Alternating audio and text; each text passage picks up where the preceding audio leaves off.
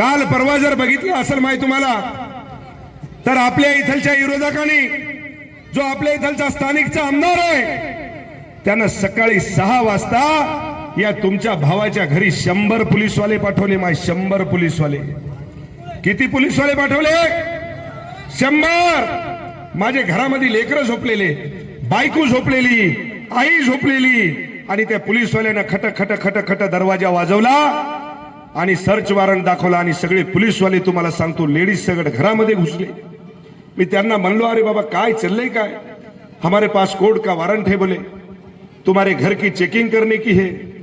आता तुम्ही सांगा, एका आमदाराच्या घराची जर माय हे चेकिंग करत असतील कोणाच्या सांगण्यावरून, तर सर्वसामान्य माणसाचं काय आहे याचं मला उत्तर तुम्ही दिलं पाहिजे. कशामुळं? तर या ठिकाणी या हिंगोली शहरामध्ये हे जे शिवसेनेची फळी मी उभी केली, त्याचं म्हणणं आहे की तुम्ही ही उभी करायची नाही, आम्हालाच उभं राहू द्या आणि आम्हालाच निवडून द्या. अरे लोकांनी तुम्हालाही निवडून दिलं असतं, तुम्ही जर चांगलं काम केलं असतं, तुम्ही जर कुठे एखाद्या अड्ड्यावर जर सापडले नसते, तर या मायबाप जनतेने तुम्हाला सुद्धा तळहातावरच्या फोडासारखं वागवलं असतं. ध्यानात ठेवा. हे संतोष बांगर चुकीचं कधीच करत नाही. मी जे बोलतो ते अंतःकरणातून बोलतो. या संतोष बांगरनं गरिबी बघितलेली आहे की गरिबी काय असती. आणि काल माझ्या घरामध्ये तुम्हाला घुसल्याच्या नंतर तुम्हाला सांगतो, कपडे, माझं फ्रीज जिथं तुम्हाला सांगतो की आपण वस्तू सडू नये, चांगल्या राहा, भाजीपाला, दूध त्या ठिकाणी आपण ठेवतो, ते फ्रीज सुद्धा उघडलं आणि त्या फ्रीज मधलं सगळं सामान तुम्हाला सांगतो की बाहेर काढलं.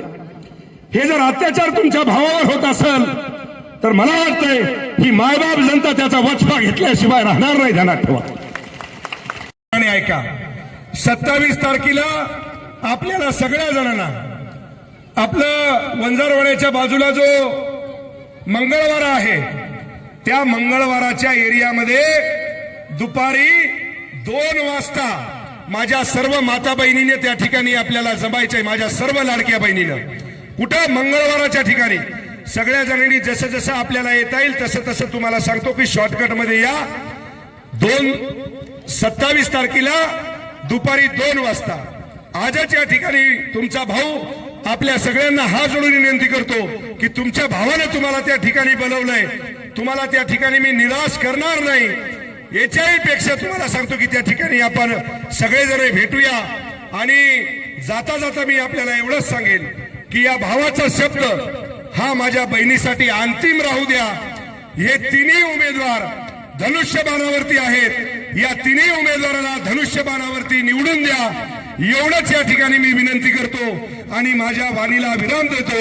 जय हिंद, जय. अरे त्याला दुनियाची ताकद पाडू शकत नाही. ताकद इथून बोलतो, इथून षडयंत्र रचायलेत आज आमच्या भावाच्या मुलाला आणि आमच्या भाच्याला. तुम्हाला सांगतो की गाडी पाठवली त्यांना उचलण्यासाठी.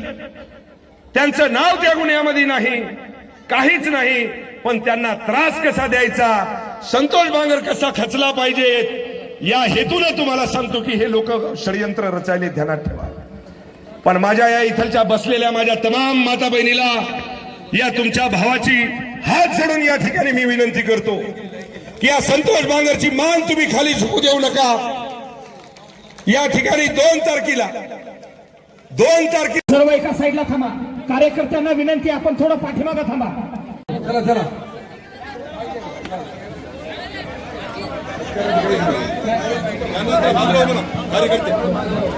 संतोष दादा बांगर इथे उभा राहिले.